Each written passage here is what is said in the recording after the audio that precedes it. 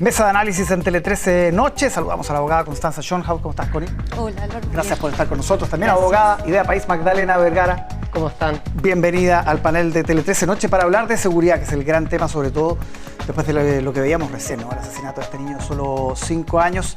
En una ofensiva, además, Connie, quiero partir con eso, esta semana de los alcaldes, ¿no?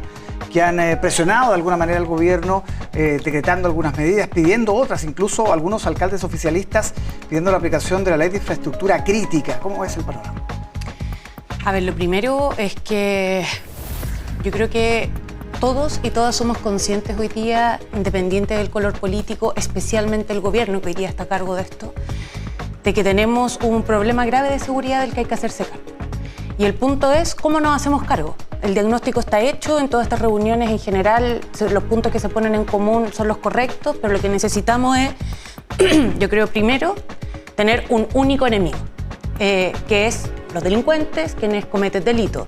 Tener un único objetivo, que es controlar para disminuir la delincuencia, y para eso un camino común, que es tener estrategias coordinadas e inteligentes. Y ahí yo creo que lo que no nos sirve es que las autoridades del país estén enfrentadas entre sí. Necesitamos trabajar en conjunto en eso. Y yo creo que ahí se están tomando distintas medidas, lo conversábamos el miércoles pasado respecto a las medidas que se están tomando desde el gobierno, dentro de las cuales está considerada precisamente los municipios y los gobiernos regionales como parte fundamental en la estructura de la estrategia de despliegue de la seguridad pública. El punto es que eso tiene que hacerse de manera coordinada, tiene que hacerse en colaboración y, ojo, también tiene que darse dentro de los marcos legales. Colaboremos todos, pero dentro de las competencias que a cada uno le cabe. Yo creo que eso es un poco lo que hoy día también está en discusión respecto de los alcaldes y estos decretos de emergencia, que hoy día escuchaba el Contralor que no existen legalmente, pero en el fondo lo podemos tomar como un llamado de atención, pero es importante no hacer cundir más el pánico, digamos, sino hacernos cargo de manera conjunta y colaborativa. ¿Tiene efectos esta ofensiva? Porque el gobierno hasta ahora ha dicho no vamos a decretar estado de excepción en la región metropolitana, ni mucho menos, y lo de infraestructura crítica también tiene pronóstico reservado, o sea, es difícil que se tome. Sí, a ver, yo creo que yo estoy con Constanza en varios puntos. Yo creo que aquí efectivamente estamos ante una crisis que es gigantesca, que viene siendo la urgencia de los ciudadanos hace bastante tiempo, y en ese sentido también, y lo decía Claudio Rego, ¿no es cierto?, los alcaldes están haciendo también lo que pueden para poder enfrentar este problema, y escuchando también a la ciudadanía, que suelen ser las comunas o los municipios en el fondo, donde en primer lugar llegan los ciudadanos a, en el fondo, exigir, a pedir medidas para poder resguardar sus barrios, sus casas, sus hogares. Y en ese sentido comparto, yo creo que hay que tener ojo también con cuáles son el tipo de medidas que se están tomando, en definitiva cómo estamos actuando esto, no cada uno de forma separada con lo que puede hacer en el municipio, sino efectivamente que exista aquí una política que sea coordinada, que sea de Estado, una política nacional que sea capaz de enfrentar los temas de la mejor forma. Y en eso, efectivamente, yo creo que si sirve esto o no, yo creo que en primer lugar sí, la presión que pueden ejercer los municipios sin duda es muy importante para lo que se puede hacer en el Congreso, para lo que pueda llevar adelante el gobierno también, yo creo que eso es fundamental. Y por otro lado habrá que ver si efectivamente la mejor medida es, por ejemplo, avanzar hacia un estado de emergencia, ya sea en la región metropolitana, ya sea a través de las comunas, que es lo que se está exigiendo hoy día también. Pero lo que no cabe duda es que pareciera que efectivamente las autoridades de todos lados, ¿no es cierto?, están tomando cuenta de esta grave situación que se está viviendo a nivel país también, y especialmente, obviamente, en la región de Santiago. Yo quería conversar con el alcalde de San Bernardo, que es oficialista del Partido Socialista, el alcalde White, y él era uno de los más fervientes impulsores de aplicar la ley de infraestructura crítica. Y le preguntaba, pero como señal para el gobierno, o sea, visualicemos eso, por ejemplo, una ciudad o algunas comunas que amanezcan custodiadas por militares, es algo muy, muy delicado. ¿Es un escenario que tú consideres viable, que el gobierno lo esté realmente analizando, o habría que descartarlo por ahora? O sea, primero, mi opinión, yo estoy completamente en contra de un estado de excepción en la región metropolitana. ¿Y de infraestructura crítica también? ¿Qué son las Fuerzas Armadas en el marco de el orden público? Porque eso es. O sea, si tenemos una catástrofe, desastre natural, etcétera, tiene sentido, lo hemos visto, lo hemos hecho, bien. Pero en el marco de la seguridad pública, sacar a los militares a la calle, yo creo que eso sería un error. Y creo que el gobierno lo ha manifestado constantemente por varias razones. Lo primero es porque, y esto lo decía incluso un ex comandante en jefe del ejército, Ricardo Martínez, que decía, las Fuerzas Armadas no estamos preparadas para hacer labores de orden público. Ese es otro tipo de inteligencia, es otra formación, son otras armas. Hacer allanamientos en casas narcos es otra cosa y requiere especialización y profesionalización que no tienen las Fuerzas Armadas. Por tanto, creer que porque tienen armas más grandes van a poder resolver el problema, yo creo que eso es un error. Que se actúa por presencia, en el fondo. Claro, que se actúe por presencia. Eso significa muchas veces, si uno establece un estado de excepción, también privar y restringir libertades para toda la ciudadanía, no solo para algunos. Y eso también significa, ojo, que no solo la privación o la restricción de las libertades de las personas, sino también qué pasa con el espacio público. Nosotros lo que vemos es que cada vez que la institución retrocede, la institucionalidad o el Estado retrocede, al final los que toman esos espacios son los narcos. Tampoco tenemos tantos militares en Chile como para tener todos los sectores de la región metropolitana copados. Y donde no están las policías, donde no se está haciendo patrullaje, donde no están las plazas habitadas por la gente, es donde finalmente aparece el narco. Magdalena, ¿ayudaría? A ver, yo creo que efectivamente, es una decisión que es bien compleja y como dice Constanza, esto afecta las libertades de todos.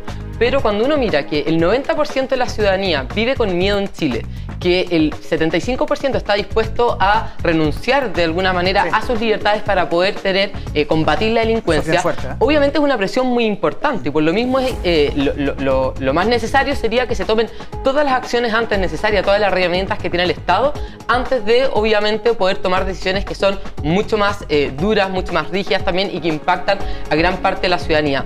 Ahora, yo no pienso lo mismo quizás respecto de lo que puede hacer uso quizás de la infraestructura crítica. Yo creo que aquí también se tienen que dar señales potentes. Como digo, es muy complejo el sentimiento que tiene la ciudadanía hoy día. Y cuando uno piensa que la infraestructura crítica lo que busca finalmente, o el resguardo, ¿no es cierto?, es poder resguardar a infraestructuras que son esenciales para que no afecten finalmente ciertos servicios básicos, cierta cotidianidad importante, funcionamiento de las ciudades, etcétera. Bueno, puede dar quizás cierta señal. Obviamente hay que verlo, ¿no es cierto?, cuál es la mejor manera. Yo creo que no es una medida que se tiene que tomar al azar en ningún caso. Claramente Fuerza Armada no estaría ahí quizás para poder detener a delincuentes ni otros, sino que es simplemente un resguardo de ciertas situaciones cuando personas te dicen, bueno, yo vivo con miedo porque todos los días paso por lugares donde ocurren portonazos, donde puedo ir con mi hija en el auto, que puede estar en la parte de atrás, que yo no sé qué es lo que va a ocurrir. Y ese miedo es muy movilizador por parte de la ciudadanía. Entonces, yo creo que simplemente ese temor y esas finalmente presiones que surgen para hacer este tipo de medidas, yo creo que no hay que minimizarlas, no hay que tomarlas en menos, porque pueden traer ciertas consecuencias que también sean mayores. Ojo, yo estoy de acuerdo con que es importante tomar esto. Y los alcaldes, yo sé que muchas veces son voz de los vecinos y vecinas que se le acercan también con todo este temor. Y de hecho también leí una encuesta hace poco, a propósito de lo que tú dices, efectivamente la gente ha dejado de hacer actividades a propósito de este temor. Ha dejado de salir en la noche. Exacto. Hay estudios. Pero yo creo que para buscar soluciones efectivas no podemos basarnos solo en eso. Eso tiene que ser, o sea, el temor de la gente también es un movilizador para el gobierno para poder hacerse cargo. Pero tienen que ser medidas efectivas. Tener un militar en la calle solo para hacer presencia, eso no va a resolver el problema del fondo. Al revés, yo creo va a terminar generando más temor, porque va a haber más soledad en las calles, porque vamos a estar menos ocupando el espacio público. Si fuera una medida efectiva, bueno, conversémoslo. Es efectivo en el norte, en la frontera, ha sido efectivo para efectos de disminuir el ingreso irregular de migrantes, ha sido efectivo en la macrozona sur, a propósito de un trabajo coordinado que se está haciendo ahí, pero en las zonas urbanas es distinto. Sobre todo cuando es una región donde vive la mitad de la población. Entonces yo creo que ahí tenemos que concentrarnos en las otras medidas que estamos tomando, fortalecimiento institucional, política contra el crimen organizado, recursos, prevención y como lo decíamos la vez pasada también, acuerdos de Estado, porque esto tiene que ser instalar bases para que esto pueda proyectarse hacia el futuro. Magda, termino contigo, que es otra de las aristas de esto. Estas patrullas vecinales, decía el alcalde de La Reina, con gente en retiro de carabineros, dice el alcalde Carter. ¿Qué riesgo entraña todo eso? Claro, yo creo que hay que distinguir, porque yo creo que carabineros en retiro, Fuerzas Armadas en retiro, que puedan asumir ciertas funciones de apoyo a carabineros, a las fuerzas de seguridad, es una propuesta que ha estado hace mucho tiempo dando vuelta. En el fondo no es algo tan distinto y yo creo que eso es diferente a cuando uno está planteando efectivamente esto, vigilancia vecinal o que sean los propios vecinos los que vigilen, controlen entre ellos mismos en el fondo. Y puede ser efectivamente que es complejo. Uno, hay que ver cuáles son las consecuencias que eso puede tener, pues, que también las implicancias de que personas que no estén adecuadamente preparados también ejerzan este tipo de funciones. Ahora, el alcalde de La Reina decía que más que estar controlando a los vecinos tenía que ver con aspectos del espacio público, ¿no es cierto? La luminaria, claro. En fin, cosas de ese tipo que los vecinos puedan estar atentos para precisamente no dejar espacio para que entren los delincuentes.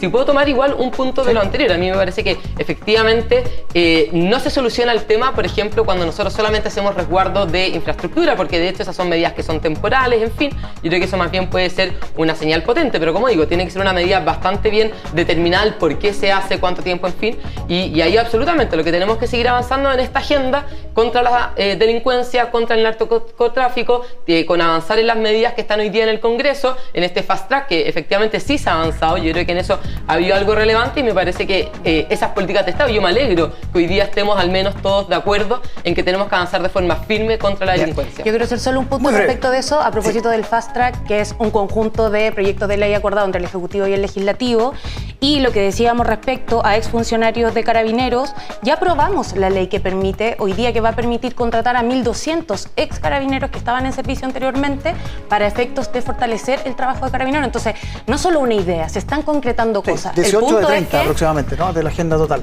Exacto. El punto es que también hay que darlo a conocer y los alcaldes tienen que conocerlo para no caer en confusión tampoco a la ciudadanía. Bien, Constanza Turnhout, Magdalena Vergara, muchísimas gracias por acompañarnos como todos los miércoles. Que estén muy bien. Buenas noches.